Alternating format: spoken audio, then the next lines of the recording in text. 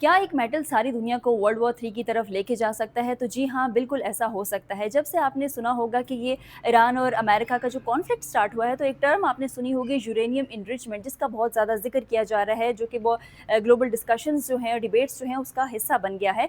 अब सवाल ये है कि इस मेटल में ऐसा क्या है कि जो 2 ममालिक हैं, उनके दरमियान जो टेंशन्स हैं, वो कम नहीं हो रही। अमेरिका ये कहता है कि ईरान जो है, वो यूरेनियम एनरिचमेंट को 20 साल के लिए रोक ले, जबकि ईरान ये कहता है कि हम जो यूरेनियम एनरिचमेंट है उसको सिर्फ और सिर्फ 5 साल के लिए रोकेंगे। लेकिन अब हम इस वीडियो में ये समझने की कोशिश करते हैं कि जो ये यूरेनियम एनरिचमेंट है ये है क्या? बेसिकली यूरेनियम जो है ये एक नेचुरल स्ट्रॉन्ग और आप कह सकते हैं कि रेडियो एक्टिव मेटल है, जिसको nuclear power plants, nuclear energy और इसी के साथ-साथ सबसे इम्पोर्टेंट एटॉमिक बॉम्ब्स बनाने के लिए इस्तेमाल किया जाता है। इसका प्रोसेस कुछ ऐसा है कि जब यूरेनियम को ज़मीन से निकाला जाता है तो इसकी 2 इकसाम होती हैं, यानी कि यूरेनियम 235 और यूरेनियम 238। अब इसमें जो U-235 होता है उसकी मिकदार बहुत कम होती है, जो कि लेस देन 1% होती है, जो कि 0.7% है, जबकि जो यूरेनियम 238 होती है उसका जो मिकदार है वो 99% होता है। लेकिन असल जो कॉन्फ्लिक्ट है, जो तनाज़ा है, वो है यूरेनियम 235 का, और वो कहते हैं ना कि जो सबसे कम होता है वही सबसे भारी होता है। इसकी मिकदार तो बहुत कम होती है, लेकिन इसका जो इम्पैक्ट है वो बहुत ज़्यादा होता है, और इसकी मिकदार होती है 0.7%।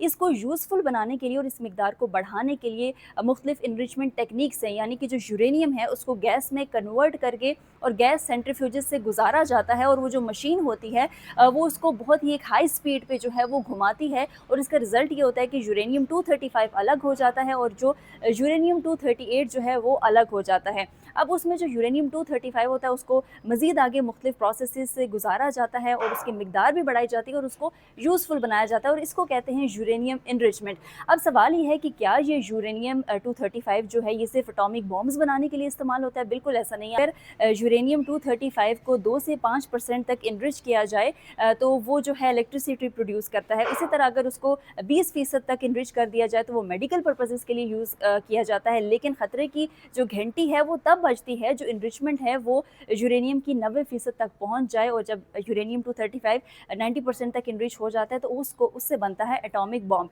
अब सवाल ये है कि सबकी नज़रें ज़ाहिरा ईरान पे हैं, और इंटरनेशनल एटॉमिक एनर्जी एजेंसी है, उनकी जानिब से बताया गया है कि ईरान ने गुज़िश्ता कुछ सालों में जो उनका न्यूक्लियर प्रोग्राम है उसको काफ़ी तेज़ किया है, और इस वक्त 2025 की रिपोर्ट के मुताबिक ईरान के पास 440 किलोग्राम्स ऑफ यूरेनियम है, जो कि अभी तक सिर्फ 60% तक इनरिच है। और साइंटिस्ट जो हैं उनकी जानिब से ये बताया गया है कि एटॉमिक बॉम्ब बनाने के लिए सिर्फ और सिर्फ 25 किलोग्राम ऑफ यूरेनियम जो है वो दरकार होता है, लेकिन उसकी जो इनरिचमेंट है वो 90% तक होनी चाहिए।